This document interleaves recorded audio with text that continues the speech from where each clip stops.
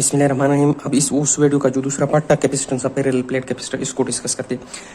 तो एक बात याद रखना, जो एरिया आप कैपेसिटर होगा ना, ये ए प्लेट है, वो ये लेट से ये एक कैपेसिटर है, सही है। ये इस तरह है, एक ये प्लेट इस तरह रहेगा, मतलब ये मैं यहाँ रखूँ, दूसरा इस तरह रहेगा। अब इसका जो एरिया हम शुमार करेंगे वो ये एरिया, ये इनर सरफेस, ये वाला सरफेस बिल्कुल भी हम इस्तेमाल नहीं करेंगे। जो एरिया ये मतलब ये वाला एरिया हम यूज़ करेंगे, सही है।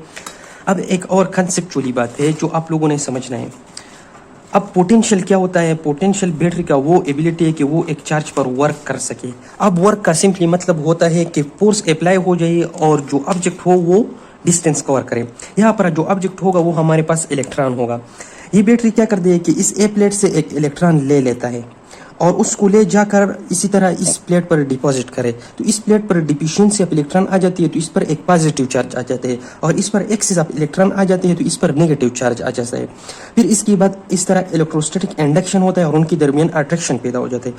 तो इस बैटरी ने सिंपली एक वर्क किया इलेक्ट्रॉन पर, उसको एक प्लेट से मूव किया दूसरी प्लेट तक, तो इसको कहते हैं वर्क डन पर यूनिट चार्ज या work done on a charge. इसको पोटेंशियल कहते हैं और ये इस बैटरी का होता है, सही है। तो ये बात आपको समझ आना चाहिए। अब ये दो प्लेट है, इनका एरिया इनर सरफेस पर है, इसके दरमियान डिस्टेंस डी है। एक पर चार्ज स्टोर हो गया प्लस क्यू, दूसरी पर चार्ज स्टोर हो गया माइनस क्यू। हम इस तरह से केलेट्स से जो इसका पोटेंशियल है वो V1 हम ले लें और इसका पोटेंशियल जो है वो V2 ले ले, सही है। अब हम एक ये जो था, ये जो एग्जाम वाले है उन्होंने इस तरह लिखना होगा, सही है। अब इस तरह है कि जो हमारे पास इक्वेशन था E is equal to del V divided by D।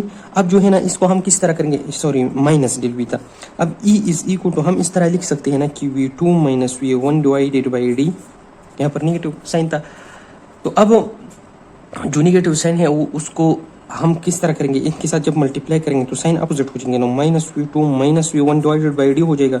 यहाँ पर इस तरह आ जाएगी कि E is equal to V1, ये प्लस हो जाएगा V1 minus V2 divided by D। अब ये बात आपको याद रखना चाहिए, जो पोटेंशियल डिफरेंस हो यहाँ पर उल्टा हो गया है जो पिछले टॉपिक की थी। क्यों? क्योंकि यहाँ पर ये नेगेटिव साइन हमने अंदर मल्टीप्लाई किया ऑलरेडी, सही है। अब इन दोनों का जो पोटेंशियल होगा वो कंबाइन ले बैटरी के पोटेंशियल के बराबर होगा। तो हम इस तरह लिख सकते हैं कि VE is equal to potential of the battery divided by distance, सही है। अब ये बात हमें याद आ गई। अब क्या है कि जो इलेक्ट्रिक फील्ड था ना वो डिपेंड करता है on the number of charges. अगर चार्जेस ज़्यादा हो, स्ट्रांग हो, तो इलेक्ट्रिक फील्ड भी स्ट्रांग होगा। तो इसके लिए हमने चार्ज डेंसिटी का एक फैक्टर पहले ही इस तरह सिग्मा पर डिनोट होता है, उसको बताया था कि चार्ज पर यूनिट एरिया, मतलब ये चार्ज को डायरेक्टली प्रोपोर्शनल होगा, एरिया को इनवर्सली प्रोपोर्शनल होगा।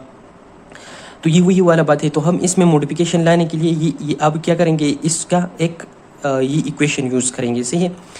इसको पुट करेंगे उसकी इक्वेशन में। तो अब दो तरह की चीज़ें होती है, एक जो होते हैं ना कैपेसिटेंस पर वैक्यूम होते हैं, जब दोनों प्लेट्स के दरमियान क्या हो, वैक्यूम हो। तो अब यहाँ पर पहले क्या डिस्कस करेंगे, वैक्यूम वाला फैक्टर डिस्कस करेंगे कि जब प्लेट से हमारे पास वैक्यूम हो। इसके बाद क्या करेंगे, मीडियम वाले, मीडियम क्या था, डाई इलेक्ट्रिक मीडियम था।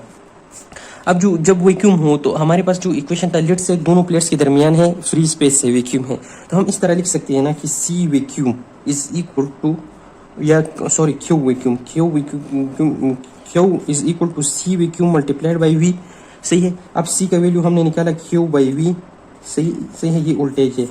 अब इसमें अगर हम इसका जो वैल्यू है वही पुट करें ना कि V जो बराबर है हमारे पास क्या, V is equal to ED ना, मतलब यहाँ से V इस D को यहाँ पर प्रमोट करें तो V is equal to ED, तो ये एक फैक्टर हो गया। तो हम इस तरह लिख सकते हैं ना कि C is equal to Q by V, तो V की जगह हम ED लिख लेंगे, एक ये बात हो गई। तो फिर जो एरिया था वो हमारे चार्ज डेंसिटी था वो किस चीज़ के बराबर था, इस तरह यहाँ पर Q बाई A, तो चार्ज इस तरह हम लिख सकते हैं कि charge is equal to sigma by A, इस सिग्मा मल्टीप्लाइड A, ये इक्वेशन बन जाएगा। तो यहाँ पर Q की जगह हम यही लिखेंगे कि sigma A divided by ED, ये एक अलग इक्वेशन बन गया। अब इन सारे इक्वेशन को आपने रट्टा करना होगा, सही है। अब ये एक बहुत ही कॉम्प्लिकेटेड चीज़ भी बन गई अगर हम इसको सोचे तो, लेकिन इस इक्वेशन को यहाँ पर छोड़ना होगा। फिर आगे क्या है, ये मैंने इस जैसा डिराइव किया इस तरह हो सकता है। फिर हमें पता था कि जो E था पैरेलल प्लेट कैपेसिटर के, उसका ये फार्मूला था, ये हमने डिराइव किया है। अगर किसको समझ नहीं आता तो पिछली चक्कर जो हमारे पैरेलल प्लेट कैपेसिटर के लिए इलेक्ट्रिक फील्ड इंटेंसिटी था वो टॉपिक देखिए। अब ये इस चीज़ के बराबर है, और दूसरी तरफ क्या था, चार्ज किस चीज़ के बराबर था, जो मतलब हमारे पास E का वैल्यू आ गया था ना, तो ये इलेक्ट्रिक फील्ड इंटेंसिटी का वैल्यू है। और सिग्मा की जगह हम क्या लिखेंगे, इसका ये इक्वेशन लिखेंगे। तो E इज इक्वल टू किस तरह आ जाएगा कि Q divided by epsilon not by A, ये Q बाई उसका वैल्यू हो गया। अब इस वाली इक्वेशन में इसमें हम ई का वैल्यू पुट करते हैं, तो इस तरह C is equal to Q divided by Q D divided by epsilon naught A. ये वैल्यू हम डिवीजन में क्यों आ गया, क्योंकि इसका जो वैल्यू है वो हमने लिखे ना Q by epsilon naught A, ये लिखा। अब ये ऊपर जाएगा तो C is equal to Q epsilon naught A divided by Q D. अब सिंपली बात यहाँ पर इस तरह कैंसलेशन हो गया, तो सी पावर वैक्यूम किस तरह आ जाएगा कि epsilon naught A divided by D. तो ये इस उसका क्या है, एक इक्वेशन डिराइव हो गया।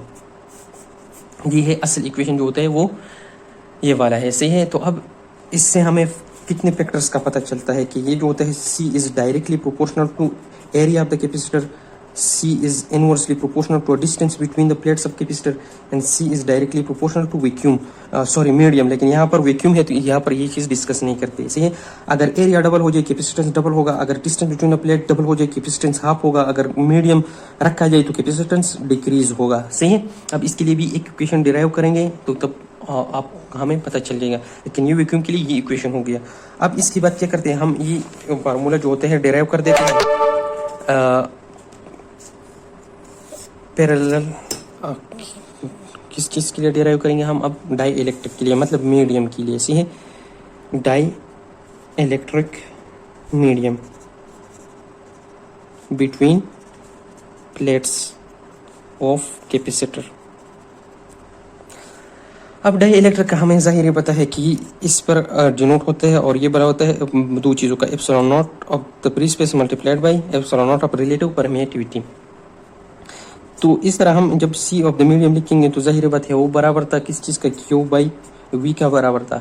अब सी फॉर द मीडियम उसी तरह किस चीज़ की बराबर हो जाएगा कि एप्सिलॉन नॉट एप्सिलॉन लिखेंगे मीडियम के लिए ए बाई डी। ये दूसरा इक्वेशन था और ये वो पहला वाला था। इस दूसरी इक्वेशन में हम क्या है कि इसका ये वैल्यू पुट करेंगे तो मीडियम हो जाएगा एप्सिलॉन नॉट एप्सिलॉन और ए बाई डी। अब इसमें जो ये बाकी का जो ये टर्म है ये किस चीज़ की बराबर है, ये वैक्यूम की परमिएटिविटी के बराबर है, कैपेसिटेंस के बराबर है। तो एप्सिलॉन और एन टू सी फॉर वैक्यूम। यहाँ पर इस एप्सिलॉन और की ये भी डिफिनीशन हो सकती है कि C epsilon r is the ratio of capacitance of medium to the capacitance of vacuum. ये प्रीवियस एमसीक्यूज में आया है, सही है। तो ये मीडियम के लिए क्या हो गया, एक डेरिवेशन होगी जब डाई इलेक्ट्रिक मीडियम हो। अब डाई इलेक्ट्रिक का जिस में क्या के लिए अलग वैल्यू होगा, फिर के लिए अलग वैल्यू होगा। लेकिन हमें ये बात रखना चाहिए कि वैक्यूम से जो भी मीडियम अंदर आ जाए तो वहाँ पर क्या होगा, कैपेसिटेंस इंक्रीज होगा। कैपेसिटेंस इंक्रीज क्यों होगा, क्योंकि यहाँ पर जो सी मीडियम है वो डायरेक्टली रिलेटेड है तो इसको, जबकि जब वोल्टेज का हम डिराइव कर देते थे या इलेक्ट्रिक फील्ड इंटेंसिटी का वहां पर डिक्रीज होता था, या कूलम्बिक फोर्स था वहां पर भी डिक्रीज होता है, लेकिन यहाँ पर इंक्रीज होगा। ये बात आप लोगों ने याद रखना होगा क्योंकि यहाँ पर मीडियम के साथ जो परमिटिविटी का रेशियो है वो ज्यादा है, सही है। तो अब ये हो गई। अब यहाँ पर एक परमिटिविटी का ये डिफिनेशन भी निकला और मीडियम के लिए हमें एक अलग चीज भी मिल गई। तो अब हम इस तरह ये लिख सकते हैं ना कि C for the medium is equal to epsilon A divided by D. तो अब वही तीन फैक्टर्स होंगे, directly proportional to area, directly proportional to D and inversely proportional to D and directly proportional to medium. अगर यहाँ पर मैंने अगर सही है तो इन तीनों चीजों पर क्या करते हैं, ये इसके वो फैक्टर्स हो गए जो हमने डिस्कस की थी पहले।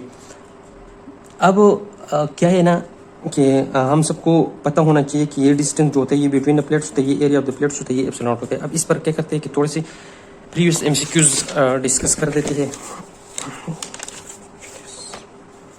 ये वाला एमसीक्यूज जो है कि capacitor of 2 microfarad is connected with a battery of 12 volt. तो अब हमको क्या किया गया है कि सी भी दिया गया है और वी भी दिया गया है और चार्ज स्टोर का बोल रहा है, तो सिंपली इन दोनों को हम मल्टीप्लाई करेंगे, लेकिन माइक्रो की जगह 10⁻⁶ देंगे ताकि यूनिट इंटरनेशनल यूज हो जाए। फिर ये कहते हैं कि the ratio of capacitance of capacitor was given a material medium to the capacitance of the capacitor when the medium vacuum is termed as। तो हमें क्या पता चला कि वो क्या चीज़ आता था, यहाँ पर ये वाला कह रहा है कि रिलेटिव परमिटिविटी की डिफिनेशन दिया गया है। तो सिंपली हम क्या करेंगे, रिलेटिव परमिटिविटी डिस्कस करेंगे। अगर बुक में यहाँ पर सी ऑप्शन लिखा है तो ये गलत है, यहाँ पर स्पेसिफिक इंडक्टिव कैपेसिटी लिखे गए हैं, नॉन लिखे गए हैं, रिलेटिव कैपेसिटी लिखे गए हैं। The ratio of capacitance of capacitor with a material medium to capacitance, ये रिलेटिव परमिटिविटी है यहाँ पर, सही है। यहाँ पर मैं 81 लिखता हूँ। हाँ रिलेटिव परमिएटिविटी लिखा गया है या स्पेसिफिक इंडक्टिव कैपेसिटी भी उसको कैपेसिटर के लिए कहते हैं। तो सी का ऑप्शन सही है। इट में capacity space between a plate of capacitor, जाहिर बात है इंक्रीज होगा क्योंकि हमने अभी पढ़ा जो मटेरियल मीडियम है वो कैपेसिटर के साथ क्या है डायरेक्टली रिलेटेड है। फिर दूसरी बात क्या है automobile when sheet wiper works on the principle of charging and discharging capacitor, ये अलग टॉपिक पढ़ेंगे। लेकिन जब कैपेसिटर चार्ज होता है तो वो जो वाइपर होता है वो इस तरह ले जाकर क्या हो जाते हैं डिस्चार्ज होते हैं। जब डिस्चार्ज होते हैं वो फिर नीचे आ जाते हैं और क्या करते हैं इस दौरान ये इसका चार्जिंग का प्रोसेस स्टार्ट होता है। अब यहाँ पर अगर हम देखें कि कैपेसिटर में भी consider as a device for store energy, और वो एनर्जी कौन सी भी इलेक्ट्रिक चार्ज की एनर्जी हो मतलब इलेक्ट्रिक एनर्जी होगी। फिर इसके बाद यहाँ पर ये वाले कैपेसिटर डिपेंड अपॉन, तो वो हमने देखा कि साइज ऑफ द प्लेट पर डिपेंड करता है। डिस्टेंस बिटवीन द प्लेट पर, साइज ऑफ द प्लेट मतलब एरिया का मतलब है, और नेचर ऑफ डाइलेक्ट्रिक बिल्कुल डायरेक्ट पर भी डिपेंड करता है। तो ऑल ऑफ देवो।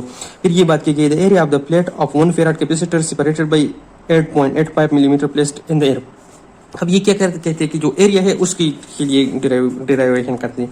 इस एरिया को हम इस तरफ ले आएंगे तो यहाँ पर हो जाए capacitance m divided by epsilon आ जाएगा, और ये क्या हो जाएगा यहाँ पर ये d इसके साथ मल्टीप्लाई, इस तरह का इक्वेशन आ जाएगा। इसमें वैल्यूज पुट करने होंगे, इस तरह का इक्वेशन आ जाएगा क्योंकि एरिया हम यहाँ पर ट्रांसफर करेंगे से।